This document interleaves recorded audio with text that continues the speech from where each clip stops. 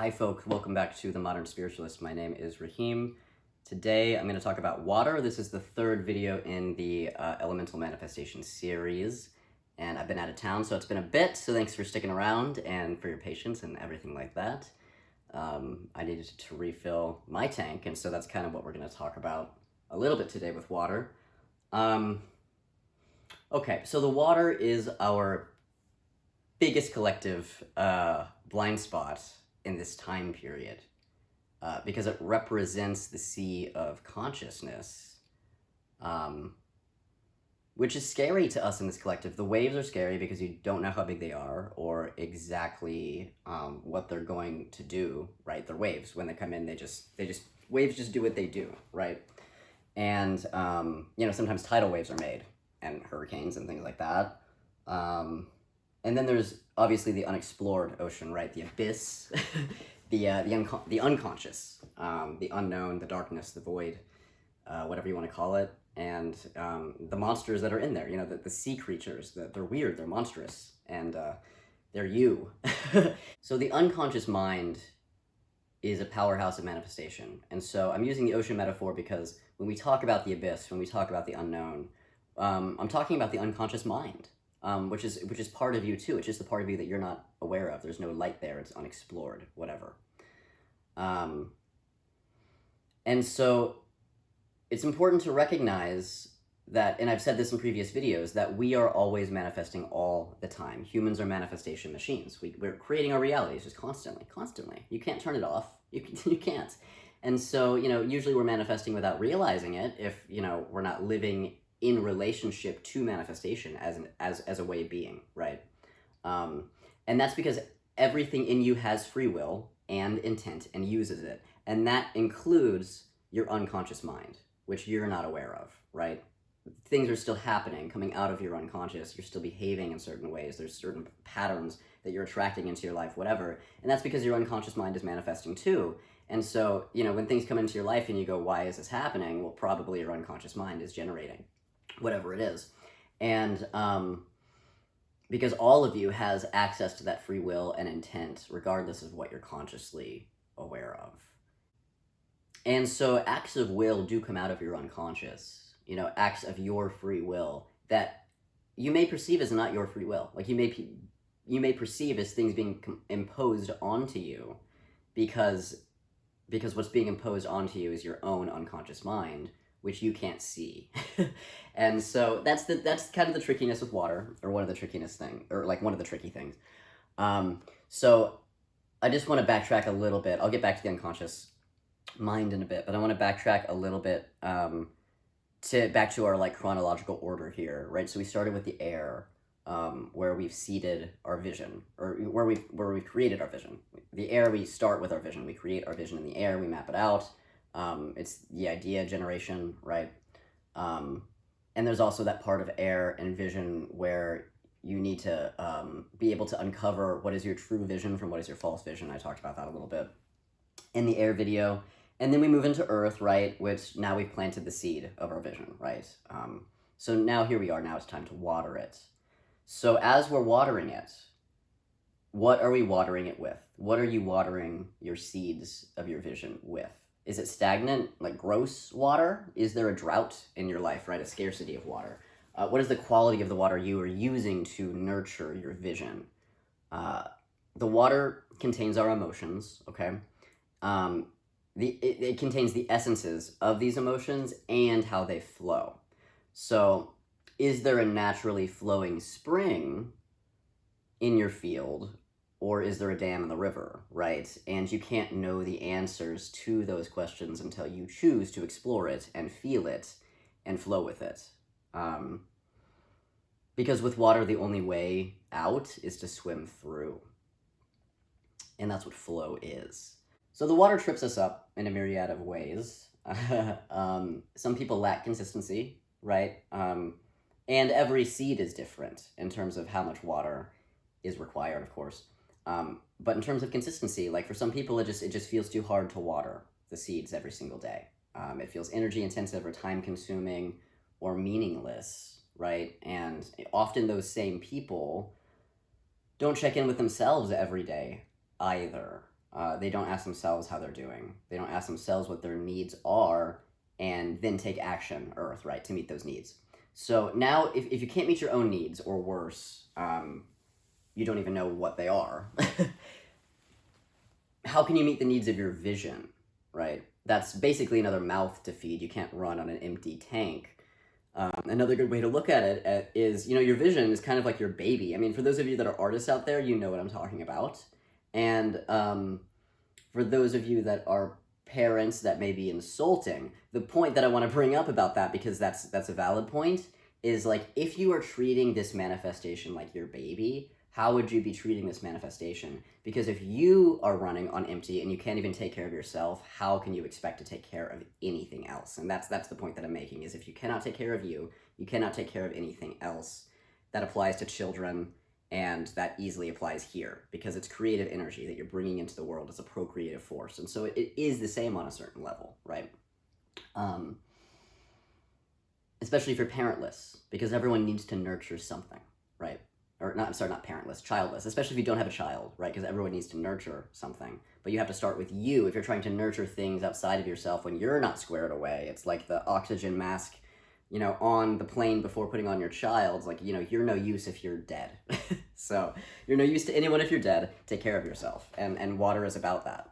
So the water asks you how you're nurturing yourself, because that's how you nurture your vision, right? It's the love. There is no meaning without love. If you believe that the universe is a cold, unfeeling universe, it's very difficult to get anything off the ground in your life, because you don't feel cared for. And you can have all the air in the world. You can understand theoretically how things operate. For instance, you could have a working understanding of Buddhism, right? For instance, and the way that Buddhists regard the nature of reality. Or you could just be scientifically inclined, or both, and they're not at odds with each other. My point is, you could be exactly right about the mechanism of the nature of reality. But if you're just looking at the machinery, you're still going to feel lost, because you're just going to ask yourself why. Like, why does it matter, right? Like, okay, this thing is here, or, I'm here.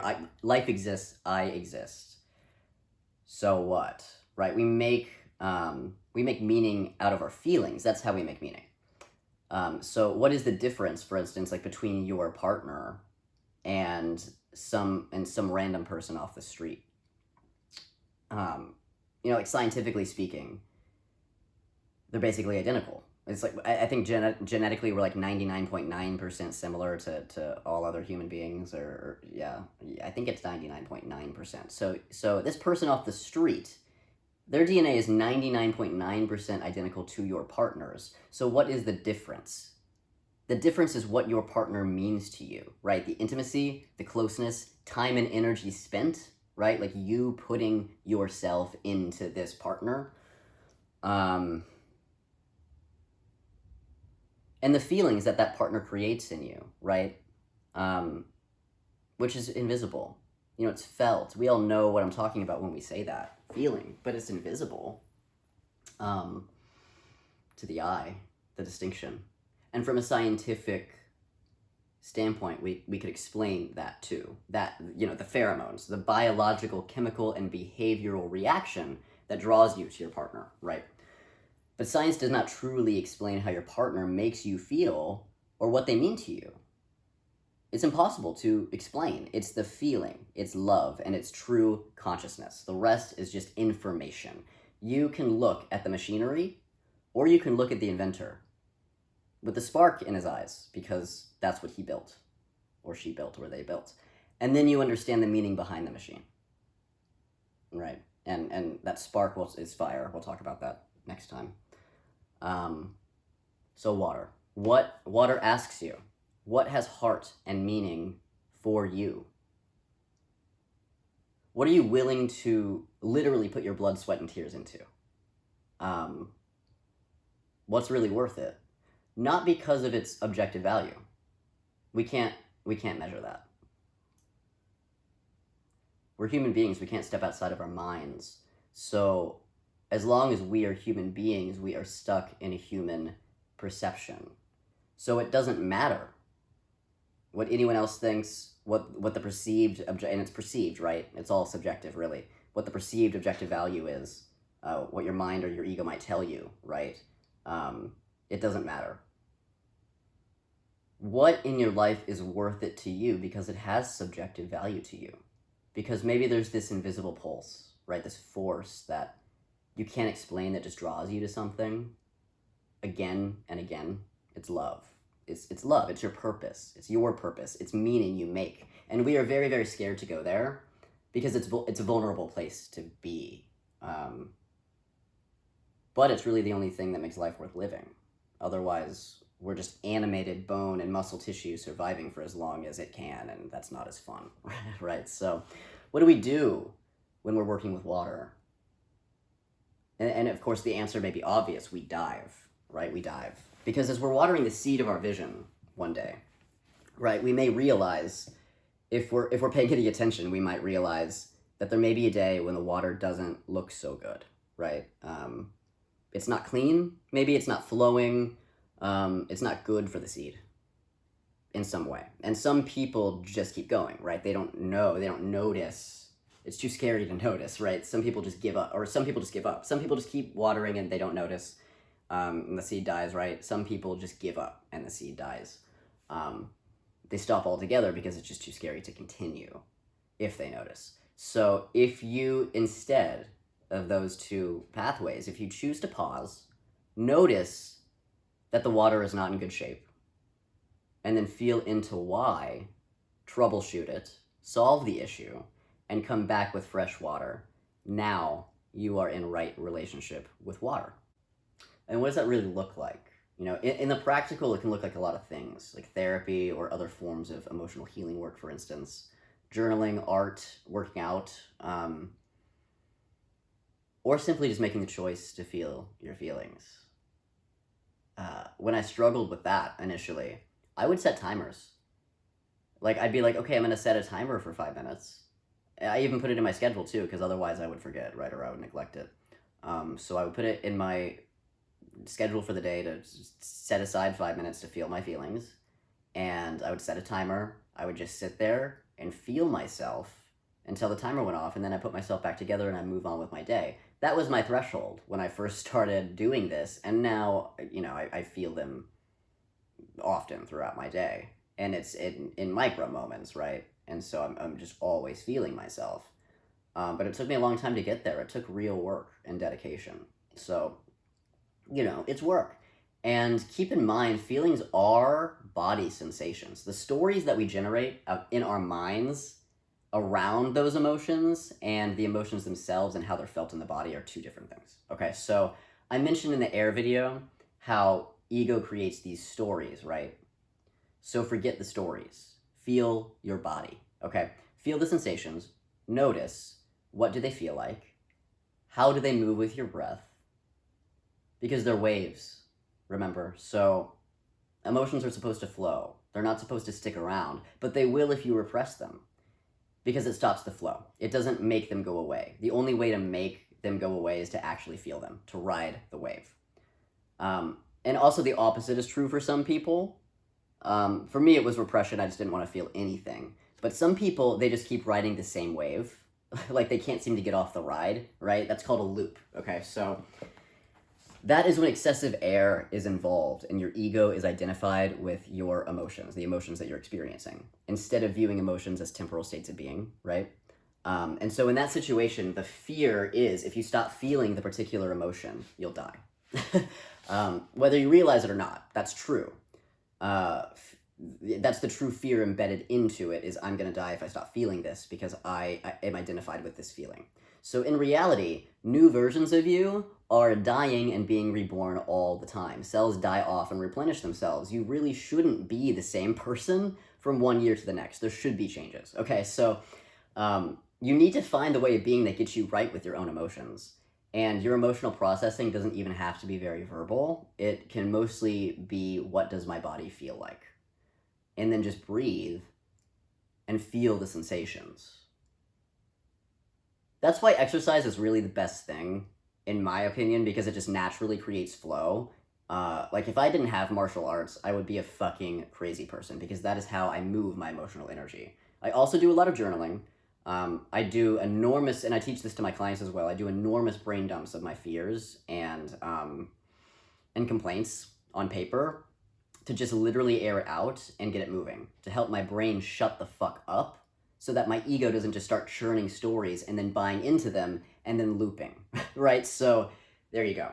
So now I have to mention shrines, because I've mentioned them previously. So my water shrine is a little jar of water that I refill every morning, so that basically the refilling process every morning is a symbolic representation of completely emptying, washing out, cleansing, and then refilling my cup every single day. And then remember, the shrine also exists so that you have a physical space in time-space, right, to talk to the water, because it's just easier for humans to have something to talk to and to look at. So if your relationship with water isn't so hot, start there. Get a little water shrine and ask the water for a message. Ask what the next step is in cultivating right relationship with water, and start to get things moving and flowing correctly. And this is how we make the unconscious conscious. We learn on the job. We learn from mistakes. We learn from our stagnant water. We learn from our tidal waves and our hurricanes. We witness the water. We let it erupt and pout and flow out.